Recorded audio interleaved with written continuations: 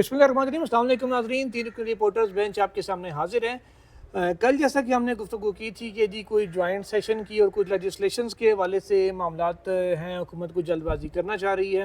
इससे पहले कि तफसीली फ़ैसला आए मखसूस नशिस्तों का किसी न किसी तरफ मामले को लगाना चाह रही है। अब दो तीन चीज़ें जो है ना इस्लामाबाद की फ़िज़ाओं में गर्दिश कर रही हैं। आइनी तरमीम के हवाले से हो रहा है, वो तो सबको पता है कि जॉइंट सेशन में आइनी तौर पर मुमकिन नहीं है। हाँ, आइनी तौर पे नहीं है, आइनी तौर पे शायद हो। और साथ ही साथ एक चीज़ और भी सुहेल साहब, एक कानून साजी ज़ेर गौर है। वो ज़ेर गौर ये है कि अक्टूबर में 10 अक्टूबर को इलेक्शन कमीशन ने इस्लामाबाद में बल्दियाती इलेक्शन कराने का ऐलान कर रखा है और उसको डिले करने के लिए हुकूमत कोई लेजिस्लेशन करना चाह रही है। इस हवाले से कोई लॉ लेके आना चाह रही है। आप मेरी ट्वीट पढ़ें। अच्छा, 7 मिनट पहले आपने आवाज़ें बुलंद पढ़ दें। तो ट्वीट किया, जनाब इस्लामाबाद में बल्दियाती इलेक्शन वाले उम्मीदवार ज़्यादा मेहनत ना करें। हाँ, वही है कि इन्होंने ले जाना है आगे।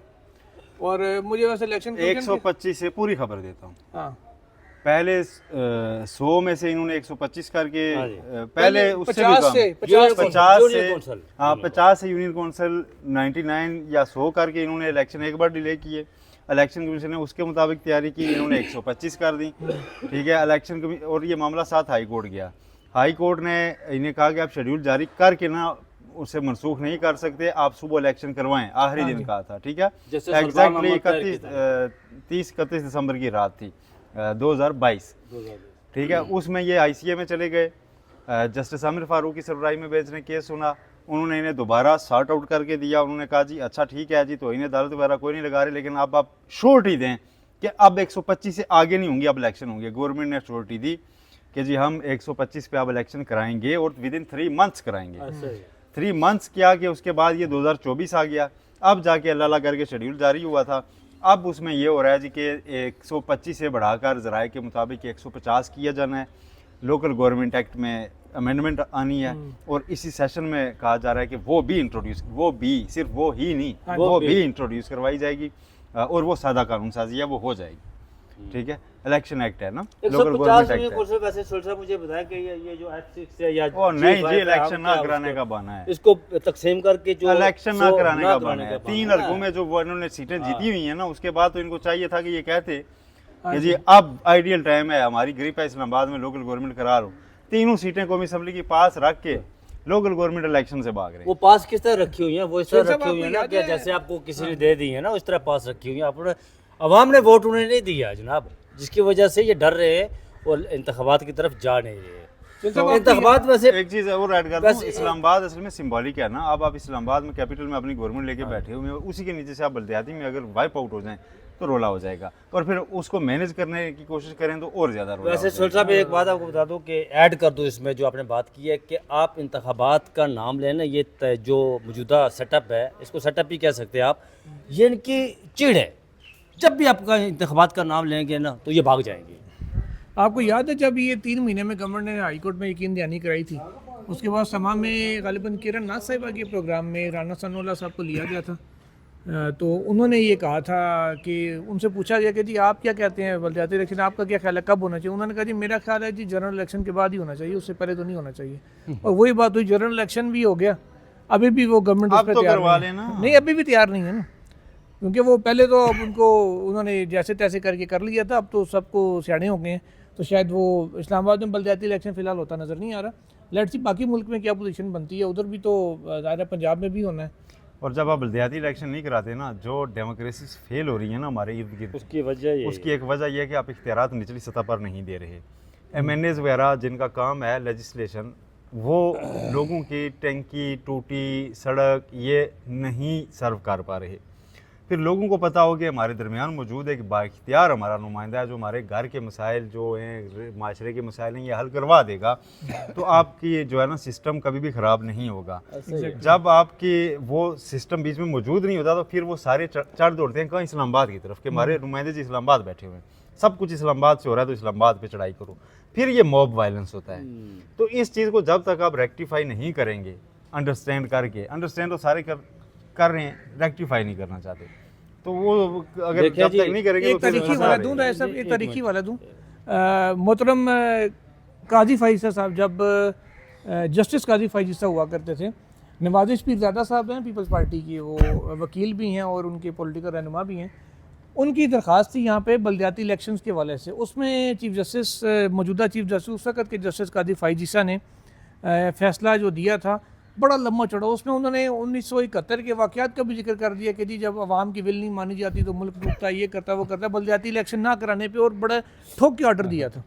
उसके बाद सुप्रीम कोर्ट ने ऑर्डर दिया और ओखे सोखे बल्दियाती इलेक्शन हो गए थे। वो तो ठोक के ऑर्डर उन्होंने फौजी अदालतों के खिलाफ भी दिया था। अच्छा जी, अच्छा, इसमें एक चीज और ऐड कर लें, मैं आधी बात ना करें ना, सिर्फ इनको ना रगड़ेंगे ये इलेक्शन से भाग रहे हैं। बल्दियाती इलेक्शन में पीटीआई का रोल भी कभी पॉजिटिव नहीं रहा, नारे में उनके शामिल रहा। निचली सतह पे इख्तियारात उन्होंने भी इलेक्शन नहीं करवाया। मैं आपकी इस बात से इत्तेफाक करता देना ही नहीं चाहते, लेकिन उसके दौर में नाज़िम बाख्तियार थे। मुशर्रफ से अच्छा निज़ाम की अच्छा, मैं दुनिया भर की जो जमहूरियत डेमोक्रेटिक कंट्री है ना जी, उसमें जो लोकल गवर्नमेंट के इंतखाबात होते हैं बैकबोन होता है उसमें, जिस तरह सोहेल साहब बात कर रहे थे बिल्कुल दुरुस्त कर रहे थे। अब इंग्लैंड में देखें, इंग्लैंड का प्राइम मिनिस्टर जो है वो उसके लंदन से कोई सरोकार नहीं होता कि वो क्या, वहाँ का मेयर जो है लंदन का वो सारे काम करवा रहा होता है। इसी तरह बर्मिंघम का मेयर जो सारे काम करवा रहा होता है। आप हिंदुस्तान की मिसाल ले लें यार, पाकिस्तान में कराची में तो आप यहाँ सा बाख्तियार मेयर देते हैं तो हर तरफ मेयर नहीं हो वो रही। नेमतुल्लाह खान बाख्तियार मेयर था ना मुशर्रफ दौर में, तो नेमतुल्लाह खान ने कराची की हालत ही बदल दी थी। हालांकि ताल्लुक उनका जमात इस्लामी से था, उसने कराची की हालत ही बदल। यहाँ पर अगर आप बाख्तियार जिस तरह लाहौर, जिस तरह मुशर्रफ दौर में जो इंतखाबात हुए थे लोकल गवर्नमेंट के, कामयाब तरीन वो इंतखाबात थे। वैसे चीफ जस्टिस आमिर फारूक जो इस्लामाबाद हाई कोर्ट के, यहाँ उन्होंने पर वो आइडिया दिया सिस्टम नहीं था, है पाकिस्तान के अंदर। उन्होंने आइडिया दिया था दिल्ली कि की अगर तर्ज आप पर नहीं है। करवा रहे ना, दिल्ली की तरफ एक छोटी सी सूबाई असम्बली दें अलग इस्लामाबाद, वो कहीं तो जाए ना यार, हाँ, कहीं जाए, कहीं तो जाए। और वैसे किसी के आगे दिल्ली तो की आप- तर्ज पर होना चाहिए यार, यहाँ पर सीएम और जो सारा सिस्टम। अब दिल्ली में तो है उसमें तीन मेरे ख्याल में रात को मुझे वो ईसा नकवी साहब बता रहे थे कि 3 शहर है को उसके ना, ओल्ड दिल्ली, नई दिल्ली और गुड़गांव, ये तीनों शहर मिलकर ना उस पर वो उनकी असम्बली है। गुड़गांव अच्छा, एक जिसमें अक्सर अपडेट है। अक्षय कुमार रहता रड्डी होता है। रठौर वाला रड्डी रठौर वाला बदमाश। अच्छा, ये एक अपडेट है। रॉडी रठौर, हाँ, रड्डी रठौर। अपडेट ये है जनाब आपने कोई कि और बना दी है। इमरान खान साहब का तिब्बी मुआयना हुआ है अभी अडियाला जेल में, और पहले सरकारी डॉक्टर ने उनका चेक किया था और उन्होंने जो कुछ दवाइयाँ तजवीज़ की थी, तो खान साहब के ज़ाती मुआलिज हैं डॉक्टर आसिम शौकत खानम के, हाँ जी, वो उन्होंने उनको मना कर दिया था कि जी आपने वो दवाइयाँ नहीं लेनी जब तक मैं आके चेक ना करूँ। वो अब आए थे और 1 घंटे से ज़्यादा उन्होंने चेकअप किया, और खान साहब के वाले से बताया जा रहा है कि 8 अगस्त को डॉक्टर ने भी उनको, कोर्ट ने भी ऑर्डर किया था कि जिनका मेडिकल करवा के तो रिपोर्ट दें। अब वो मेडिकल उनका हुआ है। डंबल ही मंगे से ना यार। हाँ जी, वो उसमें क्या बताया जा रहा है, जो ज़राए से खबरें आ रही हैं कि खान साहब को पहले भी ये थोड़ा सा प्रॉब्लम रहा है, ये थोड़ी सा नहीं, वो अक्सर कानों में सीटियाँ बज रही होती हैं, सर थोड़ा सा भारी होता है, चक्कर से आते हैं, तो वो इस किस्म का मामला बताया जा रहा है कि कोई रिपोर्ट हो रहा है कि इस किस्म का कोई इशू था। तो डॉक्टर आसिम साहब अभी चेक करके गए हैं उन्हें, तो वो ज़ाहिर है जो कुछ मेडिसिन वगैरह उन्होंने देनी होगी वो या उसी डॉक्टर की कंटिन्यू करेंगे या नहीं बता जाएंगे। तो अब उसके बाद एक रिपोर्ट तैयार होगी जो फिर एहतसाब अदालत में ही गालिबन पेश भी होगी समात के दौरान। तो ये एक अपडेट थी खान साहब के हवाले से। इसके अलावा सुहेल साहब, आपको लगता है जो कल खान साहब ने बात की थी जेल में, मुस्कुरा दिए थे कि यार आज़म स्वाति से रब्ता कैसे हुआ, इसको छोड़ें। रात को बैरिस्टर वकील मलिक साहब ने भी कहा जी कैसे हुई बात, इसको छोड़ें। अच्छा, इसको सब छोड़ें को हर बात कर रहे हैं, और खान साहब ने मुस्कुराया जो था वो उनकी वाकई कोई इस किस्म की कोई सुने आउट ऑफ द बॉक्स कोई चीज़ हुई थी, या सिर्फ उन्होंने टिपिकल एज अ स्पोर्ट्समैन की तरह प्रेशर डाला था? खान साहब मुस्कुरा इसलिए रहे थे कि गवर्नमेंट ने मेहनत की थी कि हम बहुत मुश्किल में हैं तो रहम करें, ठीक है, वो इसलिए मुस्कुरा रहे थे, ठीक है। और जो अकील मलिक साहब की डॉन ने खबर छापी है, उन्होंने तस्दीक की है, जियो के प्रोग्राम में बोला, उन्होंने तस्दीक किया कि गवर्नमेंट ने ये कहा था कि यार बहुत हसास मामला है, आज का दिन हमारे लिए ना करें, तो आज का दिन, और साथ एनओसी दे के भेजा था आज़म स्वाति को कि हम आपसे रोक नहीं रहे, ये लें एनओसी, फलां तारीख को कर लें, ये फलां तारीख को कर लें। नकवी साहब और अली मीन गंडापुर, ये फिर आपको पता है फिर ये चैनल मिलता तो है, ऐसा नहीं है, ऐसा ही है। नकवी ये साहब चैनल मिलता इस तो है। गवर्नमेंट लोग में कहते हैं जी सबसे वो ज्यादा- नकवी साहब देखें यार, नहीं, नकवी नहीं, साहब, मोहसिन नकवी कभी भी अपनी मूव जो है ना वो देखें, एक बंदा किसी तो के बड़ा खिलाफ नहीं नीचे से तरक्की करके हाँ, ऊपर आता है ना, बिल्कुल ऐसा ही है। उसको सारी मूव्स पता होती हैं, वो अगर शातिर भी हो।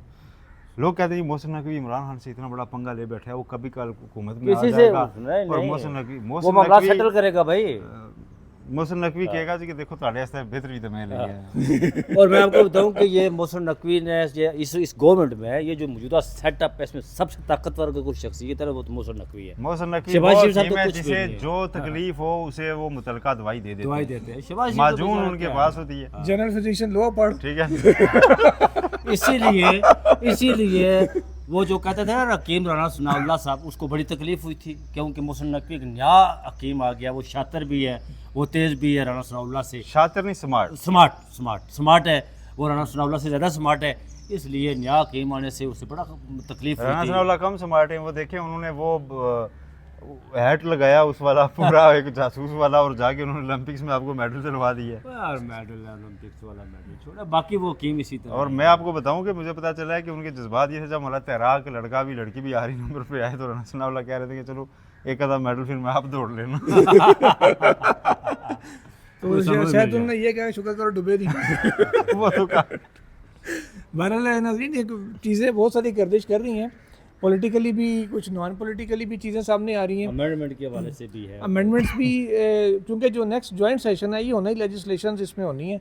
अब देखिए कौन कौन सा लेकिन बिल सोहेल इसके साहब अंदर- ने मुझे आज खबर दी आते आते कि मैंने कहा जी कि इन्होंने मुझे कहा कि आईनी तरमीम, मैंने कहा जी आईनी तरमीम तो नहीं होगी, लेकिन सोहेल साहब ने जो खबर दी है वो ये दी है कि ये जो जुडिशल कमीशन है इसमें रिफॉर्म्स के हवाले से अमेंडमेंट हो वो सकती है। कोई पाकिस्तान चीफ तहरीक जस्टिस की इंसाफ तोसी भी शायद हाँ। उसमें फिलहाल ना आए, ना कोई चीफ जस्टिस की अपॉइंटमेंट का मामला ये है। हो सकता है। क्यों भला?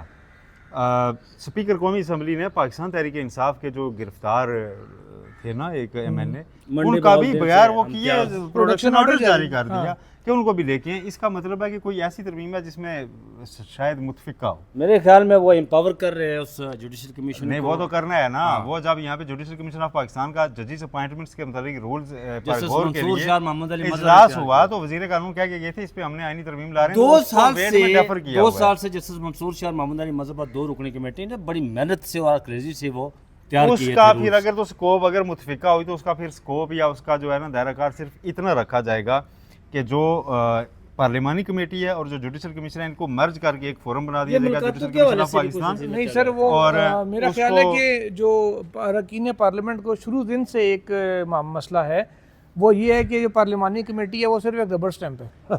तो उसको मर्ज कर देंगे ना। मर्ज नहीं करेंगे उसको जरा बाख्तियार कर देंगे कि वो शायद इनके इंटरव्यू कर सकती है, किसी चीज़ को रिजेक्ट करे तो वो उसको जुडिशल कमीशन कुछ करेगा क्योंकि मेरी इतला ये है कि दोनों को मिला के ना अच्छा अच्छी सिटिंग कोई नई चीज़ बना इकट्ठी सिटिंग हुआ करेगी और वो जुडिशल कमीशन ऑफ पाकिस्तान कहलाएगा जिसमें पार्लियामेंट के मेंबर भी होंगे, जुडिशरी के भी मेंबर होंगे और वो इकट्ठे इसको देखा करेंगे। जब पहला फैसला होना है ना हाँ। उसी में वोट काउंट होगा पार्लियामानी कमेटी का भी, बजाय इसके के बाद में वो रबर स्टैंप हो। तो ये उनकी जो है ना एक किया जा रहा है अजाला पार्लियामेंट का। ऐन मुमकिन है कि इस तमाम मामलात में कोई हुकूमत बारीक वारदात भी डाल सकती है, ये भी हो सकता है। वो फिर अब वो किस PTI के किस्म की? सारे वकला वहाँ बैठे हुए हैं। वो अगर बारीक वारदात इस वारदात में किस्म साथ की कि देते हैं जनाब तो जिसमें चीफ जस्टिस ऑफ पाकिस्तान की मुद्दत मुलाजमा में तोसी या फलाना फलाना फलाना नहीं, इस तरह वो ये बारीक वारदात में ये काम नहीं हो सकता है जी। जुडिशल कमीशन ऑफ पाकिस्तान को कोई इख्तियारात इतने वो दे दें कि वो जी रूल्स बना ले CJP की तैनाती से नहीं वो मुतालिक ऑलरेडी अपने रूल्स खुद बना सकते हैं बना 175 सकते ए के हैं, तहत। लेकिन CJP की अपॉइंटमेंट से मुतालिक ये भी हो सकता है। ठीक है। नहीं वो तो पॉसिबल फिर वो आगे गेम खोली सर जा उसके लिए सकती है। कॉन्स्टिट्यूशनल अमेंडमेंट जरूरी है ना तो सर, वो रूल्स में नहीं कॉन्स्टिट्यूशनल हो सकता। अमेंडमेंट ही हो रही है ना सर कॉन्स्टिट्यूशन Constitutional amendment हो रही सर है वो ना। भी रूल्स में नहीं दे सकता ना ऐसे। वो उसके लिए बाकायदा ये होगा कि आपको कॉन्स्टिट्यूशन में, क्योंकि जब क्लियरली ये लिखा हुआ है कि जो नेक्स्ट होगा वो चीफ जस्टिस बनेगा सीनियर मोस्ट, हाँ तो फिर अब जी, रूल जिहाद ट्रस्ट में लिखा फिर हुआ है। नहीं सर वो 18वीं तरमीम में लिखा हुआ है। 18वीं तरमीम उसके बाद फिर आप रूल्स में ऐसी जो मर्जी अमेंडमेंट कर लें वो पॉसिबल नहीं होगा कि आप उसको कर सकें। आपको मैं याद कहता है हूं, जब एक आईनी तरमीम करते हुए ये आइन के मुताबिक इख्तियार दे दिया जाए जुडिशल कमीशन को कि आप ये कर सकते हैं, चीफ जस्टिस ऑफ पाकिस्तान की अपॉइंटमेंट भी आप करेंगे, ठीक है। उसके लिए फिर नाम और float आप होंगे उसको सारे। कैसे करना है उसके रूल्स आप खुद बना लें। ये मैं बात बारीक कर रहा हूं, वारदात हो ठीक है? सकती है, बाकी तो तो उसमें फिर इधर आके वो अपनी वोट नंबर पूरा करके एक और अटेम्प्ट करें, मतलब जाती हुई। मैं एक कयास की बात कर रहा हूँ, ठीक है, कि ऑप्शंस देख रहे हैं ना हम कि इस वक्त हुकूमत के पास क्या क्या कार्ड्स हो सकते हैं कानूनी तौर पर।